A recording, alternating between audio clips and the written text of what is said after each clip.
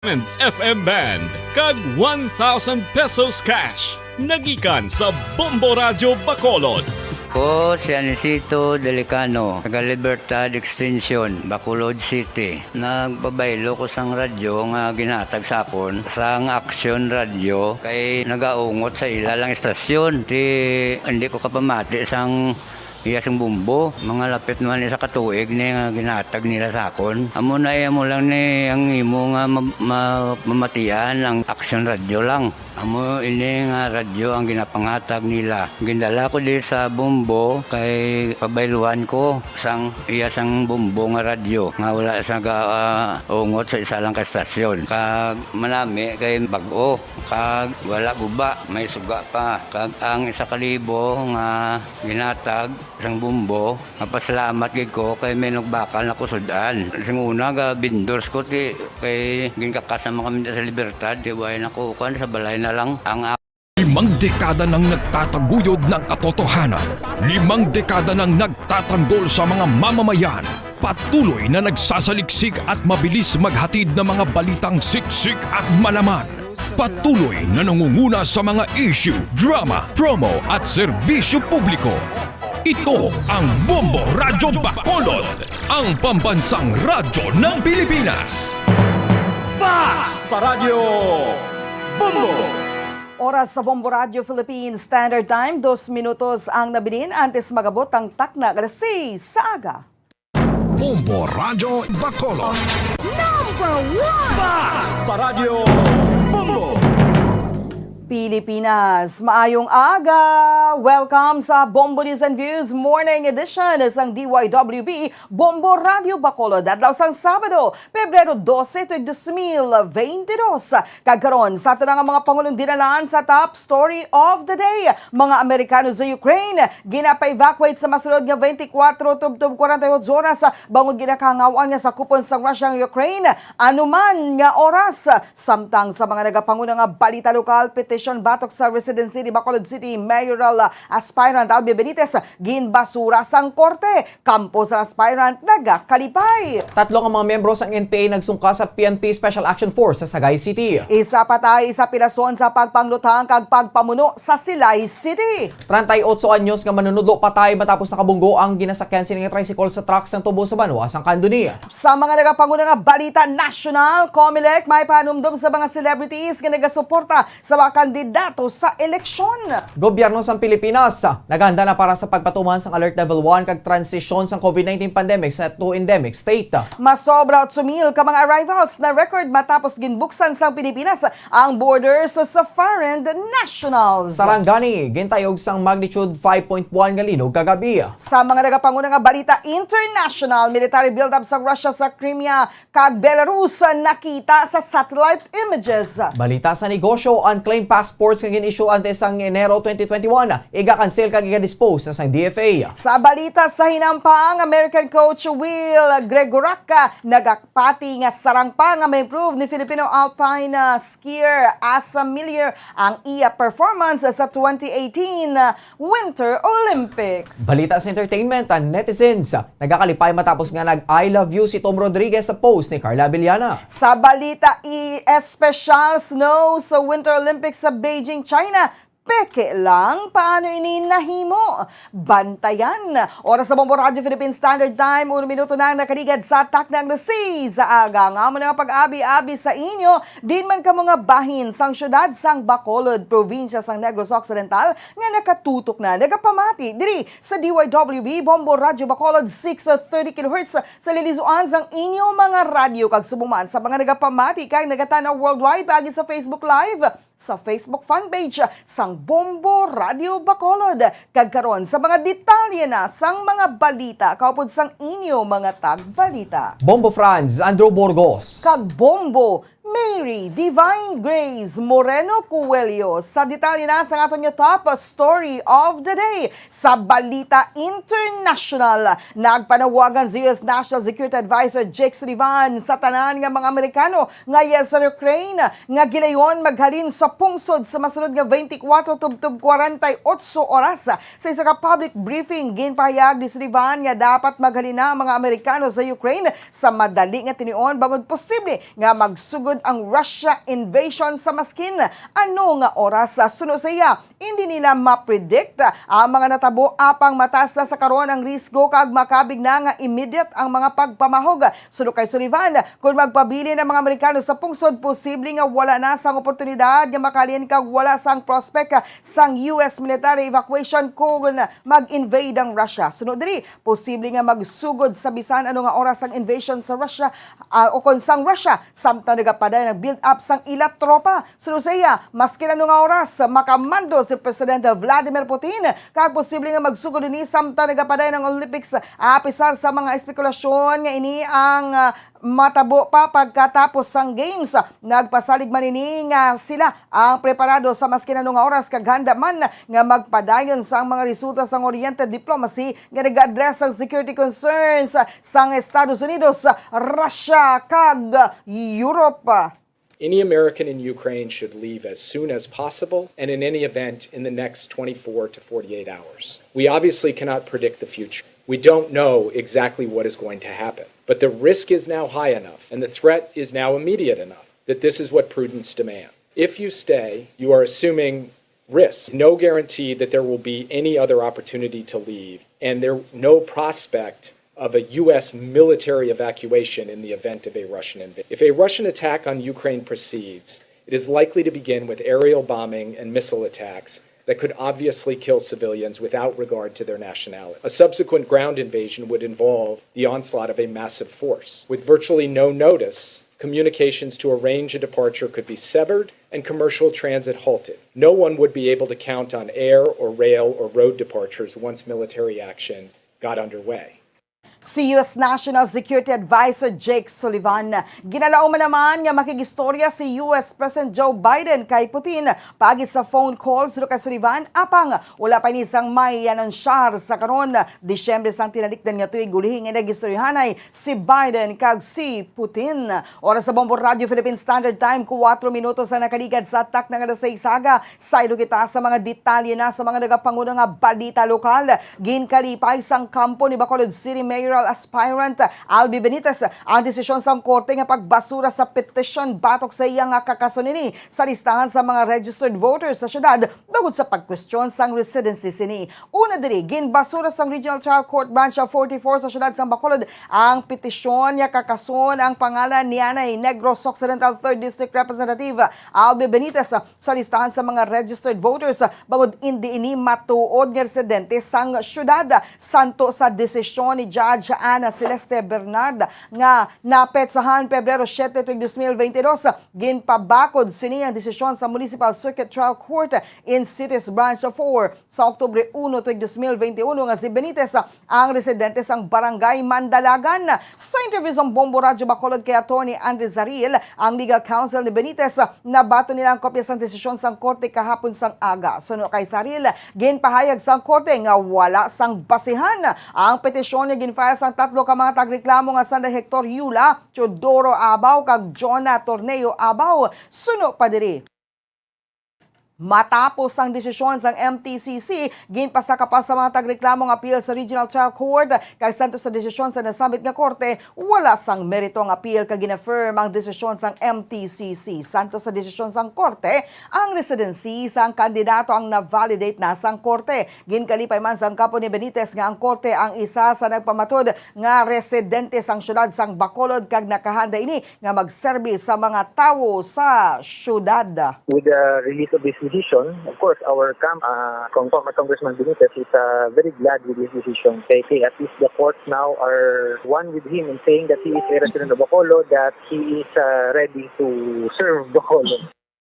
Si Atty. Andre Saril ang legal counsel ni Bacolod City Mayoral Aspirant Albi Benitez. Ginkumpirmahan sang Executive Director sa Emergency Operations Center o EOC sa Bacolod nga may na record ang syudad nga 21 ka kaso sang Omicron varianta sang COVID-19 pa nga ginpasiguro sini nga lunsay nga nagalalayo. Sa interview sa Bombo Radyo Bacolod kay Ang, ginpahig sini nga kada Biyernes nagapagawa ang sang resulta ang sang sequencing ang Genome Center. Apang kasubong sang nakaanda nagalalayo na ang mga iniya. Suno kay Ang, wala sang dapat kahangawaan ang publiko bangod nag-ayon ang mga na-record nga kaso kag wala man sang bag-o nga specimen nga nagginpadala ang syudad sa Genome Center. Ang mga record ang nga kaso ang ginalakipan sang alom nga nagikan sa Barangay Villamonte. Tagisa sa kakaso sa Barangay 40, 7, 35, 19, 20, 31 kag 1. Kasubong man tag isa kakaso ang na-record sa Barangay Aliis, Takuling, Mandalagan, Singkang, Granada, Tangob, Banago kag duwa ang nagikan sa Barangay Estefania. Ang age group sa mga na-infect ang 20 to 50 years old. Ang swab testing ang ginpatigayon pa sa January 5 to 18, 2022.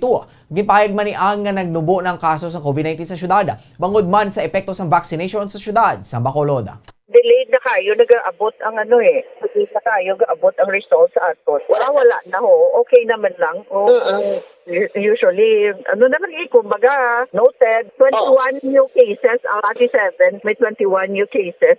Subong nagdubo na nga ito nga cases. Ilan naton ka? Kahapon, 17 lang kita 17 cases lang kita. Kung napapanubo naman, Nabitay na pahayag ni Bacolod City Emergency Operations Center Executive Director M. Legaspi Anga. Samtang pati gayuno naman sa syudad sa Bacolod ang kick-off sang vaccination sa 5 to 11 years old sa February 14, 2022.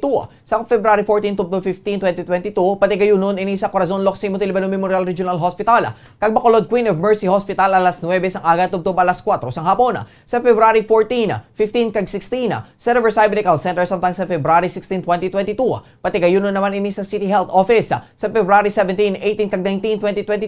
Pati gayuno naman ang vaccination sa nasambit nga age group sa St. John Institute kag STI West Negros University. Handa na ang Provincial Office ng Negros Occidental sa launching sa COVID vaccination sa mga kabataan nga nag-edad 5 to 11 anyos sa Lunes. Sunod kay Provincial Health Officer, sunod sa Provincial Health Officer, patigay yun ng launching sa Teresita Lopez Salandoni Provincial Hospital sa siyudad sang Silay. Bangod sa Silay, ang launching sunod kay Dr. Tumimbang, magahalin lang sa malapit nga lugar ang mga kabataan, ilabi na sa 3rd District. Sa tion nga mag-full-blown na gid ang vaccination sulod kay Tumimbang, iga-involve na diri ang tanan nga local government units kag mga ospital, basta masunod lang ang guidelines sa inoculation sa mga kabataan nga may comorbidities ang una nga mabakunahan. Sa karon, 57% na sa populasyon sang Negros Occidental ang fully vaccinated, kag 70% nang nakabaton sang first dose. Nagalam naman si Tumimbang nga magatas pa ang turnout kadungan sang simultaneous national vaccination days. Nag-deploy naman ang provincial government sang vaccinators sa syudad sang Bago, Kabangkalan kag San Carlos sa sulod sang duha kadlaw. Sunod sa provincial health officer, available sa karon ang Pfizer, Moderna, AstraZeneca kag Sinovac vaccines. Gani may mapilian ang mga pumuluyo. Once naman full-blown na implementation sila, it will be dispersed sa all LGUs naman. Of course, with the guidelines kung pag-inject sila.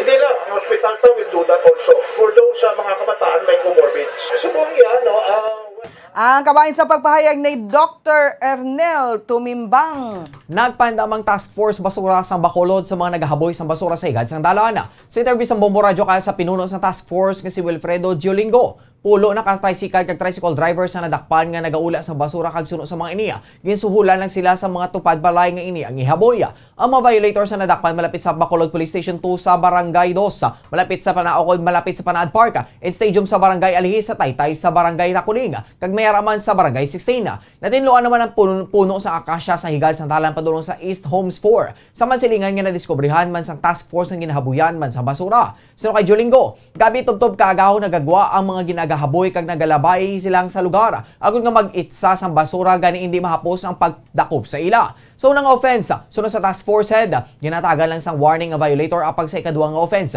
Mayroon na ini sang multa kag iga-impound pa ang ila tricycle. So kay Jolingo, hindi dapat paghakuton sa mga tricycle kag tricycle drivers ang basura. Bukod mayara man sang garbage hauler. Nagpanugyan man ini sa mga residente nga mangin responsable kag manawag sa telepono sa numero 445-6579 sa liwata 445-6579 kung wala nahakot ang ila basura bangod may action center ang syudad para diriya. Kaya mo lang hambal to sa ilan o nga manawag na lang sila sa aton nga landline o para nga makuha ang mga subdivision na kung na-miskip man ang schedule nila 445-6579 o muna nga aton landline may action center kita na aksyonan na yun na may nasa so na maghatag sila sungol sa mga kung sino na mga tricycle para i-approach sa highway. Nabatay na pahayag ni Wilfredo Giolingo ang pinuno sa task force basura sa Bacolod.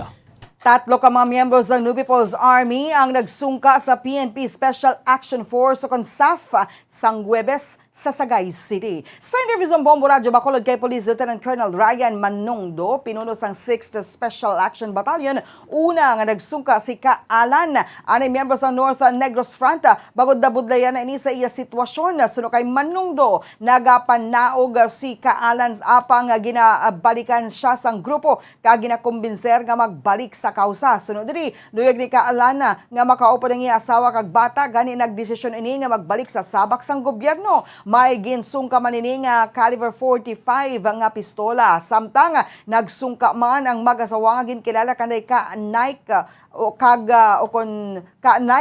kaaysa kaupod ang ila anak o kon duha ka tuig nga bata. Suno kay Manungdo, nagbalik ang mag-asawa sa sabak sang gobyerno bangod hindi nila luyag nga maagyan sang ila bata ang ila na agom. May nagsungka man ang mga ini o kon nagsungka mga ini nga may ginsungka ang mga ini nga armas lutang. Sa karon ginaproseso na ang dokumento sa mga rebelde agud mangin miyembro mga ini sang Enhanced Comprehensive Local Integration Program o kon ICLIP kag makabaton sang cash incentives. Ginbutang man ang mga ini sa kustudiya nga luwas sila, samtang ginaulat pa ang pag-enroll sa mga ini sa programa sang gobyerno. 11 at 12 yung isa, halos magkasabay sila, pero magkaibang lugar sila nag-surrender. Unang-una si Kaalan, medyo hindi naman pa ganun katandaan, pero ang kanya is parang pagod na siya na patago-tago, tapos realize na rin niya na it's a lost cause yung pinaglalaban nila, so he wanted to live a normal life kasi parang matagal na rin nang hindi nakasama yung mga pamilya niya. Si Police Lieutenant Colonel Ryan Manungdo ang pinuno sang 6th Special Action Battalion. Isang patay kag isang pilason sa nagluntad nga insidente sang pagpanglutanga kag pagpabuno sa asyenda la Purisima Barangay Ilope Ciudad San Silay Huwebes ang gabi. Sa interview sa Bombo Radyo kay Police Lieutenant Colonel Robert Pitate, hepe ng Silay City Police Station, gikilala ang suspitsado kay Teddy Praico, 53 anyos, isa ka overseer, samtang ang biktima amo si Patrick Padua. Suno kay Pitate, samtang nagabantay sa asyenda si Praico, ginsinggitan sini si Padua kaupo ng iya barkada nga nagainom-inom sa payag alas 11 sang gabi. Nagpadulong naman si Padua kag ang iya barkada sa balay ni Praico. Agon kun tani mangayo sang pasaylo apang bangod nga patay ang suga. Nagbalik na lamang sila sa ila ginaimnan. Naglisensya si Padua sa iya nga mga kopdanan nga magapadulong lang ini sa katubuan kag didto. Hinani laman siya nga ginluthang ni Praico kag naigo sa natuo nga bahin sang iya nga tiil. Nagbalos naman si Padua bangod may dala ini nga kutsilyo kag ginbuno ang suspitsado. Sunod sa hepe, gindala ang mga ini sa ospital kag gimbawian gid sang kabuhi si Praico bangod sa naagom nga patal nga pilasa. Tugas sa pagbuno samtang nakaagom naman sa pilas sa tiil si Padua. Sa upod niya nga mamuhin sana sa tubuhan, no?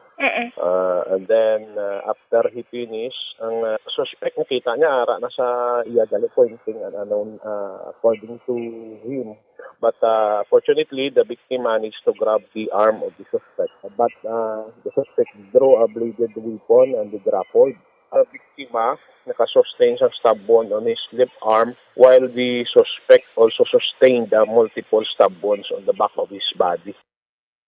Nabantay ng pahayag ni Police Lieutenant Colonel Robert Pitate, ang hepe ng Silay City Police Station. Patay sa 38 anyos nga manunudlo matapos nakabunggo ang ginasakyan sini nga tricycle sa track sang tubo sa Procortis Barangay Haba, Banwasang Candoni. Sa impormasyon niya nakuha sa Bombo Radyo Bacolod, nagamaneho sang tricycle si Jeven Valdez, 59 anyos, residente sa nasambit nga lugar sa kayang pasahero nga si Jusel Cabinto, 38 anyos, isa ka volunteer teacher kag residente sa Barangay Banga, Candoni. Sang yara na sa Barangay Haba, nabungguan sini ang truck nga may karga nga tubo nga ginamaneho ni Anthony Cadudo, residente sa nasambit nga barangay. Bangod sa makusog nga impact, naglabog si Cabinto. Nakaagom ini sa patal nga pila sa lawas kag gideklarar nga dead on arrival. Nakaagom naman sa minor injury si Valdez. Sa karon nakahulong si Cadudo kag ginalantaw pa kun ini ang pasakaan sang kaso. Padayon pa nga ginapangita ang suspitsado sa pagbuno patay sang isa ka welder sa Purok St. Peter, Barangay Tangob, Ciudad sa Bacolod, Huwebes ang gabi. Sa interview sa Bombo Radyo kay Police Major Jory Puerto, ang Station Commander sa Bacolod Police Station Aita, nagainom-inom ang biktima nga si Lionel Istoquia, isa ka welder kag suspitsado nga si Michael Berhe, isa ka helper lon sa mga residente sa Barangay Dumanan, Ciudad sa Bacolod.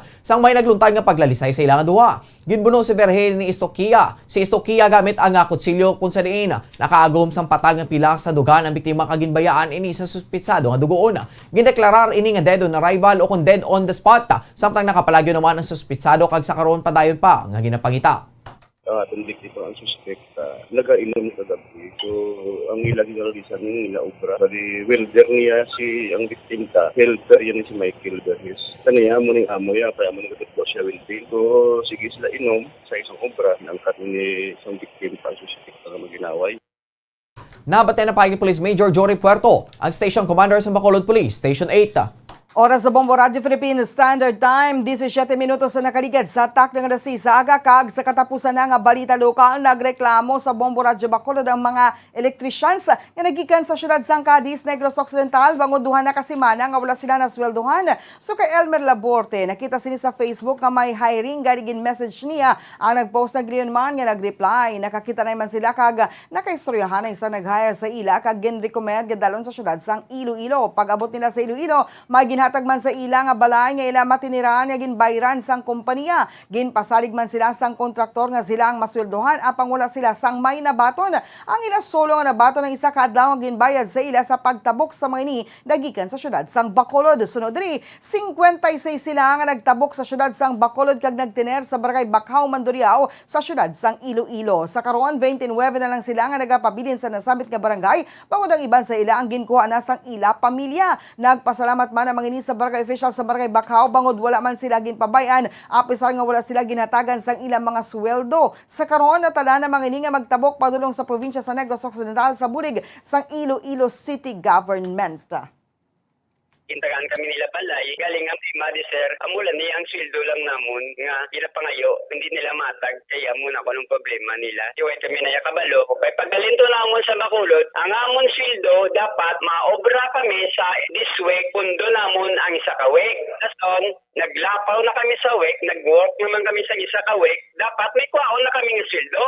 Si Elmer Laborte, isa ka electrician nagikan sa Cadiz City. Ginatinguhan pa sa Bombo Radio nga makuha ang payag sa recruiter Nanday Laborte. Oras sa Bombo Radio Philippine Standard Time, 19 minutos na nakaligad sa atak na alas 6 sa aga. Bantayan sa pagpanumbalik sang Bombo News and Views Morning Edition. Mga detalye na sa mga nagapanguna nga balita national, international, kagiban pa diri sa gihapon sa DYWB Bombo Radio Bacolod.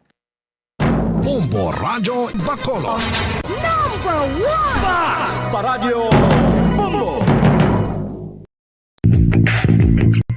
Sa karon nga may ginapangatubang nga pandemic, importante nga halungan kitang ikayong lawas. Apang hindi lang physical health ang dapat hatagan sa pagtamuda, bangod importante man ang mental health. Paano bala halungan ang aton nga mental health? Una, kinahanglan nga halungan nato ang aton kalawasan kaangay sang pagkaon, pag-ehersisyo, pagtulog kag pagpahuway sang insyakto, bangod ang poor physical health ang makaapekto sang modo kag panghuna-huna sang isa ka tawo. Kinahanglan man nga mag-set sang boundaries sa tanan nga bagay, hatagan sang balorang kaugalingon kag iselebrar ang mga kadalagaan bisan ano pa ini kagamay. Maayo man sa mental health ang pagpatawad sa isig kapareho. Bangod ginarelease ni ang kabugat sa Balatyagon subong man ang pagkamapasalamaton. Suno sa research, dako man ang mabulig sa pagpangamuyo sa paglikaw sa stress. Tips sagud malikawan ng insomnia. Ang pagtulog sang maayo ang makaapekto sa mental kag physical health sang isa ka tawo. Apang kung kaisa hindi maligar nga nagaka-eksperyensya sa ginatawag nga insomnia, gani ari ang matip sagud malikawan ini kag mas makatulog sang maayo mga kabombo. Kinahanglan nga pareho ang oras ang imo pagtulog kag pagbangon kada adlaw agud maset ang imo nga body clock. Kun adlaw, mas maayo nga buksan ang mga kortina agud makasulod ang kasanagon, paglakat-lakat kun aga kag pag-ehersisyo. Kun gabi, likawan ang mga masanag na screen kaangay sa mga gadgets kag TV. Limitahan man ang pagkaon kag mga ilimnon nga may caffeine kag nicotine bagod makatuga. Radio Bombo!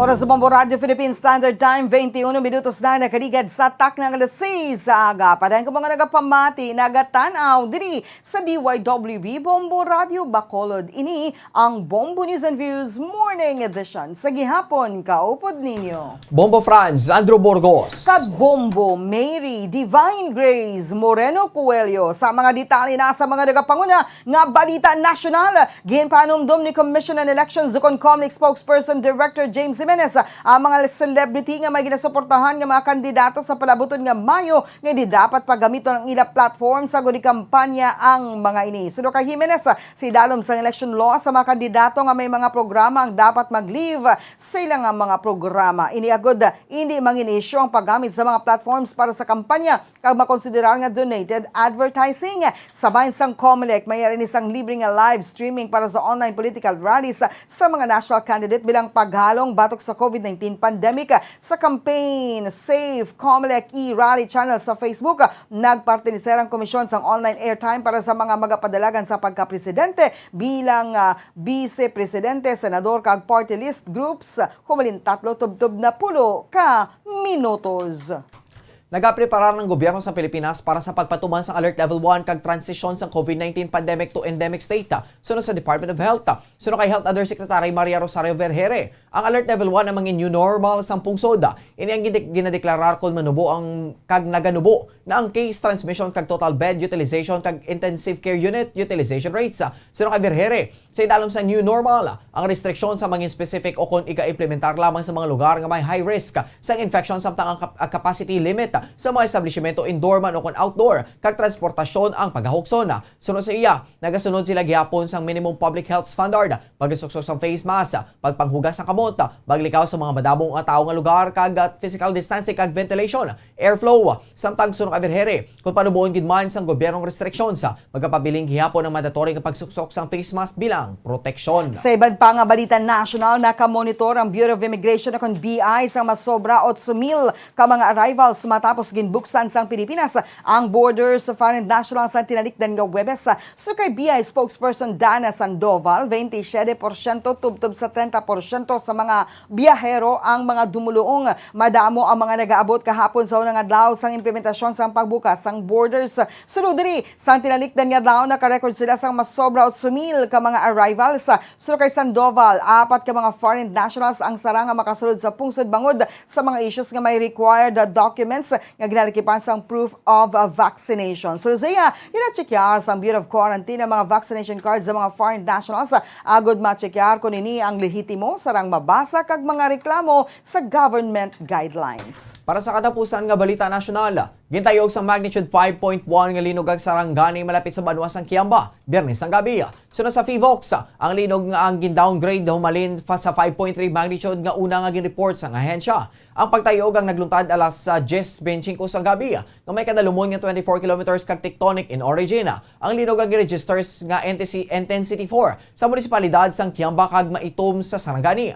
Na-record naman ang intensity 3 sa General Santos City, Zamboanga City, Cotabato City, Maasim, Sarangani, Norala, Tupig, Lake, Cebu, South Cotabato. Sunod sa FIVOX, wala sang may ginalauman nga halita pang posible nga may magluntad nga aftershocks. Oras sa Bombo Radio Philippine Standard Time, 25 minutos sa nakarigad sa atak ng alas 6 sa aga kag sa mga detalye na sa mga nagapangulo nga balita international. Kadto kita sa Estados Unidos, nagagwa sa bagong mga satellite images sa isa ka kompanya sa teknolohiya nga nakabase sa Estados Unidos nga nagapaday ng military build-up sa Russia sa Crimea, Western Russia kag Belarus. Samtang paday nga nagasaka ang tensyon sa Ukraine nagikan sa 3 ka mga direksyon nga gina-highlight ang kahadlok nga ang Kremlin na nagaplano sa pagpangatake sa teritoryo sang Ukraine. Sa Crimea, isa ka dako nga deployment sa mga tropa ang nagakagamitan kag naobserbahan sang Maxar sa mga litrato nga nakolekta sang Webes. Suno kay Stephen Wood, isa ka senior director sang kompanya. Ang deployment ang nahamtang sa Oktyab sa Koy Airfield sa naminhan nga bahin sang Crimean capital nga Simferopol. Ginabanta sang Maxar nga masobra sa 550 ka mga troop tent kag ginatos ang sarakyan nga nagabot sa site. Ang iban pa nga mga site sa Crimea ang nakakita sang pagdamo sa mga tropa kag kagamitan nakip na ang Novozernoye nga nakaangkon sa malapad nga pag-deploy sang artillery kag training exercises. Ang bago nga deployment sa Crimea ang naobserbahan sa parehong adlaw nga nagabot ang ang pila ka mga warships sang Russia lakip ng dalagko nga mga amphibious landing ship sa Sevastopol, ang primary nga dungkaan sa Crimea. Sa Belarus, nakitaan ang bagong nga deployment sa mga tropa sa lakyan pang militar kag helicopters nga sa airport sa Zayabrovka malapit sa syudad sang Gomel, mga 15 miles o 25 kilometers nagikan sa border sang Ukraine. Para sa katapusan nga balita international sa South Africa, kangay sang Pilipinas, ginaselebrar man sa mga tao sa Pretoria, South Africa ang Valentine's Day. Sinervice ang Bombo Radyo Bacolod kay Elizabeth Bawit, Buwambo correspondent sa Pretoria, South Africa. 3 kadlaw antes ang Valentine's Day. Mayroon na sang ginpanapatigay nga advance celebration ng mga kabataan sa eskwelahan. Kagini ang ginatawag nga Friendship Day kung sa day na ang mga kabataan nang naghahatag sa ilang mga abyan sang teddy bears kag balloons kasubong man nagapiknik. Ginpayag man ni Bawit nga fully booked man ang mga hotel bangod kalabanan sa mga mag-asawa kag magkahagugma. Ang nagabook sang hotel agad iselebrar ang special nga okasyon. Sunod diri, nagapain ang mga South Africans ang budget agad nga magselebrar sa Valentine's Day. Nagsalalaka man ang presyo sa mga bulak kag tsokolate gani ang kalabanan ang isa ka semana pa lang. Ang isa ka semana pa lang. Nagareserba na ang mga bulak kag chocolate sa ilang mga kakilala nga mga nagabaligya samtang barato pa ang presyo. Hindi man holiday ang Valentine's Day sa South Africa. Hindi lang mga mag-asawa o kung magkahagugma ang nagaselebrar sa Valentine's Day, kundi bugos nga pamilya bangod ang mga locals ang nagapati nga hindi lang ini para sa lovers, kundi para man ini sa pamilya. Special day nila dito yan. Palang parang sa Pilipinas, kahit wala kang pera, ipangungutang mo para makapag-date lang kayo nung loved ones mo. Yung couple, gano'n, makalabas lang. Talagang pinaglalaanan nila ng budget. Parehas lang dito. Parang ang sinasabi nga ng iba, scam or opportunista. Kasi before Valentine's, tumataas ang presyo ng bulaklak saka chocolate. Doon nagsisale, pero kung i-compute mo, parehas lang. Kaya ang ginagawa ng iba, matagal pa lang, 1 week pa lang, nagpapa-reserve na sila doon sa mga kilala. O yung chocolate, bumibili na sila bago pa lang. Nabatay ng pahayag ni Bombo correspondent Elizabeth Bawit nagikan sa Pretoria, South Africa. Para sa aton nga balita sa negosyo. Ginanunsar sa Department of Foreign Affairs nga igakansilar kag i-dispose niyang tanan nga mga unclaimed passports nga ginisyu antes sang Enero 2021 sa isang advisory. Gimpayag sa ahensya nga ini ang epektibo Pebrero 7 kag santo sa DFA Department Order number 2021-02. Nagapahanumduman ang DFA sa publiko nga mayaran na lamang tubtob Marso 1. Sini nga tuig ang mga wala naka-claim sang ila passport sa DFA Consular Office. Sa ang mga wala pa naka-claim sang ila passport antes sang February 10, ang dapat naman nga mag-file sang bago nga passport claim apang dapat magkuha na isang certificate sang unclaimed passport. Nagikan sa DFA Asiana o na DFA Consular Office. Sunod sa ahensya, ang mga passports na naka-schedule nga i-release matapos ang Enero 2021 ang hindi apektado kag sara nga maklaim nagikan sa DFA Consular Office kung maproseso na ang mga ini. Ginangkat sang DFA ang publiko nga i-claim ang ila passports 30 days matapos gin-release ang mga iniya. Para sa ating foreign exchange rate, ang isa ka US dollar may bilong 51 pesos and 26 centavos. Ang isa ka Hong Kong dollar may bilong 6 pesos and 57 centavos. Ang isa ka Singaporean dollar may bilong 38 pesos and 13 centavos. Ang isa ka Saudi Arabian rial may bilong 13 pesos and 66 centavos. Kag ang isa ka euro may bilong 58 pesos and 58 centavos. Ang average nga presyo sa produktong petrolyo nagikan sa Shell, Caltex kag Petron stations. Ang unleaded na gabalor sang 63 pesos and 80 centavos, top 65 pesos and 24 centavos. Kagang premium na gabalor sang 64 pesos and 80 centavos, top 66 pesos and 80 centavos. Kagang diesel na gabalor sang 54 pesos and 15 centavos, top 54 pesos and 94 centavos. Para sa aton nga balita sa inampang, nagapati si American coach Will Gregorak nga sarang pa nga ma-improve ni Filipino alpine skier Asa Miller ang iya performance sa 2018 Winter Olympics kag makasulod sa top 45 sini nga tuig sa Beijing. Suno kay Gregorak, law man ang maayo nga skiing performances nagikan kay Asa kag kampante ini nga siya ang makasulod sa top 45. Suno kay Gregorak, anay world top 50 alpine skier lonsay sa giant slalom kag slalom events. Ang technical skills kag competitive nga batasan ni Miller ang nagadevelop samtang nagadugay. Nagapati American skiing mentor nga hindi mag-atras si Miller sa mga challenging slopes sang Shanghai 2 Mountain nga namtang sa banwa sang Yanqing nga 17.5 kilometers ang kalayo nagikan sa Beijing. Ang Filipino-American skier nagtapos nga ika-70 sa 110 ka mga kompetitor sa giant slalom event sa Winter Olympics debut sa Pyeongchang, South Korea pang-apat katuig na ang nakaligad. Oras sa Bombo Radio Philippine Standard Time, 31 minutos na ang nakaligad sa tak ng alas 6 sa aga kagkaron.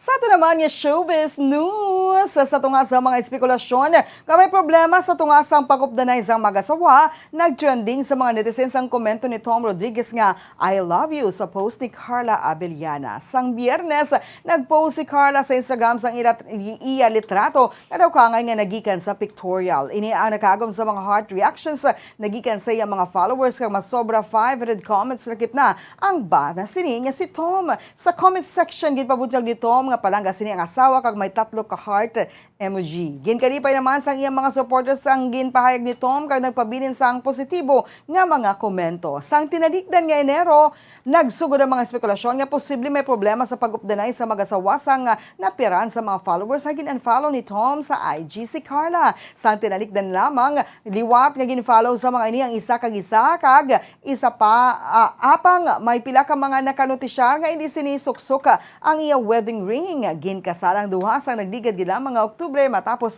ang pila ka tuig nga relasyon. Para sa aton nga Bombo Health News, ang alom ang normal nga makitaan sa panis ng isa ka tawo. Apang paano ba lang mabalaan kung ang isa ka alom cancerous? Ang normal nga alom ang nagaduag sang brown, tan o kon black spot sa panit. Posible ini nga flat o kon nagabukol kag masamiman ini nga bilog o kon oval. Mayara sa mga alom nga yaras na nga daan humalin sang ginbunag ang isa ka tawo. Apang kalabanan sa mga ini ang nagatubo sa mga bata. Kalabanan sa mga ini ang harmless. Apang importante nga mahibluan ang pagbago sa mga alom kaangay sa kadakoon. Shape, duag kag texture bangod posible ini nga sinyales nga nagadevelop sa melanoma. Isa sa mga sinyales sa melanoma, ang bago nga spot sa panit o ko ng spot nga nagalain sang size, shape kag duaga. Importante man nga sinyales ko ng spot ang mas lain sang sa ibang nga alob sa panita. Kung may makitaan nga amo sini nga warning signs, dapat magpachekyar na sa doktor. Oras sa Bombo Radio Philippine Standard Time, 33 minutos sa nakaligad sa atak ng alas 6 sa aga. Kag sa ato naman nga balitang espesyal. Basta Winter Olympics ang pag-aistoryahan, hindi gid madula ang snow. Apang nakahibalo-bala kamo nga hindi matudod nga snow ang ginatapakan sa karon sa mga atleta sa Beijing kundi artificial lamang. Ang Winter Olympics ang ginalikipan sa snow-based nga mga sports kangay sang ski jumping, freestyle snow sports kag cross-country skiing. Apang bangod nga pila na kadekada nga madyutay lamang ang snow sa Beijing nagamit sang 100% artificial snow ang mga organizers sang Beijing Olympics agud matigayan ang nasambit nga hampang. Kapin sa 42.4 million cubic feet ang kontrobersyal nga peke nga snow nga nagikan sa ginatos nga mga machines ang gingamit sa Winter Olympics sini nga tuig. Sa satellite image sa Yangqing Olympic Zone nga ginrelease ang NASA, makitan gid nga artificial lamang ang mga artifice sa nga ginakabig nga Winter Wonderland. Sang 1964, wala man sang snow apisar nga winter sa Olympic Games sa Innsbruck sa Austria. Gani nagamit sang 20,000 blocks sang ice kag 40,000 cubic meters ang snow nagikan sa bukid ang mga organizers. Sin nga tuig sa 11 nga kahigayonan, tanan nga snow sa Winter Olympics ang made to order kag nagikan sa snow cannons. So kay Joe Van der Kellen, presidente sang SMI Snowmakers, inainigin tawag nga machine-made snow. Ang SMI Snowmakers among nagaproduce man sang snow para sa 2014 Olympics sa Sochi kag 2018 Olympics sa Pyeongchang. Agud makahimo sang snow, isa ka machine ang nagahalo o nagamix kla sang tubig gamit ang compressed air kag naga-shoot out sang mixture sa isa ka anggulo kung sali nagatiga ang tubig kag nagresulta sa maputi nga butang nga makitaan sa slope. Suno kay Van der Kleen nagapati ini nga hindi ni artificial nga snow kundi matuod-tuod bangod lagi ka man sa langit o kung sa snow cannons pareho lamang ini nga himo sa magagmay nga frozen nga tubig. Oras sa Bombo Radio Philippine Standard Time, 35 minutos sa nakaligad sa tak na alas 6 aga kag karon sa ato naman nga weather update. Ang shear line among nagaapekto sa Southern Luzon kag Visayas. Ang northeast monsoon ang nagaapekto sa Marin nga bahin sang Luzon. Ang Visayas, Bicol Region kag mga probinsya sang Quezon, Oriental Mindoro, Marinduque kag Romblon makaeksperyensya sa magalumon nga kalangitan nga may lapta-lapta nga pagulan kag pagpanagob tugas sang shear line. Ang Metro Manila kag Marin nga bahin sang Luzon ang makaeksperyensya sa magalumon nga kalangitan nga may pagulan tugas sang northeast magalumon ng kalangitan nga may pagulan tugas sa northeast monsoon. Ang Mindanao ang makaeksperyensya sa magalumon ng kalangitan nga may pagulan kag pagpanagob tugas sa easterly sa localized thunderstorms. Ang Luzon kag ang Visayas ang makaeksperyensya sang kasarangan tubtub makusog nga huyop sang hangin sa nasidlangan tubtub na minana sidlangan. Ang Mindanao ang makaeksperyensya sa mahinay tubtub kasarangan nga paghuyop sang hangin sa nasidlangan tubtub na minana sidlangan. Ang Baybayon ang may mahinay tubtub kasarangan nga pagbalod. Samtang sa ato naman antad sang temperatura, Metro Manila 24 to 33 degrees Celsius. 3% ang tsansa sang pagulan. Ang hangin may kapasugon nga 13 kilometros kada oras with clear and periodic clouds. Sa Dagupan, 23 to 33 degrees Celsius ang atad sa temperatura. May 2% nga tsansa sa pagulan. Ang hangin may kabasgon nga 10 km per hour, partly cloudy. Sa Capiz, 25 to 28 degrees Celsius ang atad sang temperatura. 24% ang tsansa sang pagulan. Ang hangin may kabasugon nga 16 km kada oras, cloudy. Sa Davao, 22 to 31 degrees Celsius ang atad sa temperatura. May 20% nga tsansa sang pagulan. Ang hangin may kabasgon nga 5 km per hour, mostly cloudy. Kag diri sa syudad sa Bacolod, 24 to 31 degrees Celsius ang antad sang temperatura. 54% ang tsansa sang pagulan. Ang hangin may kabasgon nga 13 km kada oras, mostly cloudy. Ang adlaw na butlak na 6:10 sa kaina o konsumong gid lamang nga aga kag magatunod na 5:55 karon sa Kasisidmon. Oras sa Bombo Radio Philippine Standard Time, 38 minutos ang nakaligad sa taknang resi sa aga. Inyo nabatian ang mga balita nga gindulong sa inyo sang Bombo News Team sang DYWB Bombo Radio Bacolod sa subong adlaw sang Sabado, Pebrero 12, tuig 2022. Ini ang Bombo News and Views Morning Edition. Kag kami ang inyo nangintag balita. Bombo Franz, Andrew Burgos. Kag Bombo Mary Divine Grace Moreno Coelho para sa Pambansang Radyo ng Pilipinas, consistent overall number 1 sa Bacolod, Basta Radio Bombo! Kag sa ato nga Bombo News Analysis, ang padala sa isa kamaukod nga tagpalamati sa Bombo Radio Bacolod, inaginbasa ni Bombo Daniel Ixones, kag ini ang may tigulo, krimen. Asod-asod nga pagpamatay sa siyudad sang Bacolod, nagtublag sa mga pumuluyo nagtuga sang kahadlok. Primero ginabasol ang kapulisan, kay ang krimen daw hindi mabantayan. Ugaling samtang ginakilala ang mga biktima sang dalayon, diri kag natukiban nga sila mayara ginapangatubang nga panumbungon, diri kag mga pumuluyo nagpaminsar sang madalom, base kun wala ini nagkalamatay, mga inosente sa palabuton ila nga biktimahon. Amoy ni ang resulta kung ikaw ang nagapangabuhi nga may katuntuhan, isi ka pareho imo nga halitan, gusto mo nga kwaon ang ginapangabulayan sang iban, kay base sa palabuton, masapwan ka na lang. Sa mga nagaimo sang katuntuhan, pagbag-o dapat na nga suguran, imo kabuhi amligan, base karon sila, kag sunod kamo naman. Ang ini pauna-una pananawan ang ginpadala ni Arnel Domingo sa Barangay Mandalagan, Bacolod City. Sa mga tagpalamati sang Bombo Radyo Bacolod, pwede man kamo magpadala sang inyo panghuna-huna kag pananawan sa Bombo News and Views Morning Edition. Care of DYWB Bombo Radyo Bacolod, CBS Development Corporation Building, Lacson Street, Mandalagan, Bacolod City. O kung pinaagi man sa email address sang Bombo Radyo Bacolod, bombo_bacolod@bomboradyo.info. Bombo Radio Bacolod. Number 1! Basta Radio Bombo! Tips sagud malikawan ng insomnia. Ang pagtulog sang maayo ang makaapekto sa mental kag physical health sang isa ka tawo. Apang kung kaisa hindi maligar nga nagaka-eksperyensya sa ginatawag nga insomnia, gani ari ang mga tips sagud malikawan ini kag mas makatulog sang maayo mga kabombo.